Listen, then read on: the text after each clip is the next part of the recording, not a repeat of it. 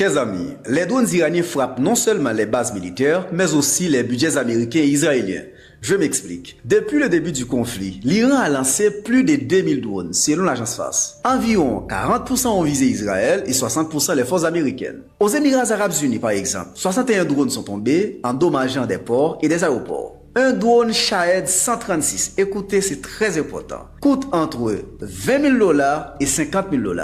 Un missile intercepteur Patriot ou SMD coûte entre 3 et 12 millions de dollars. Vous voyez la différence? Les drones sont peu coûteux, mais ils obligent l'adversaire à dépenser des fortunes pour se défendre. Selon plusieurs estimations, Téhéran peut produire une cinquantaine de drones par jour. Oui, une cinquantaine de drones par jour. De leur côté, les États-Unis d'Amérique et Israël disposent d'un stock limité de missiles pour les intercepter. Il faut souvent 2 à 3 missiles de défense aérienne pour abattre une seule cible, qu'il s'agisse d'un missile ou des drones. Or, les stocks sont déjà sous pression, notamment à cause des conflits récents, la guerre des 12 jours, vous le savez très bien, et des livraisons d'armes à l'Ukraine de Volodymyr Zelensky. La production américaine reste limitée, environ 96 missiles Tahad et 650 missiles Patriot par an. Les enjeux sont nombreux, la sécurité régionale est menacée et aussi les coûts militaires explosent pour Israël et les États-Unis d'Amérique. En résumé, une chose est claire, l'Iran utilise ses drones pour frapper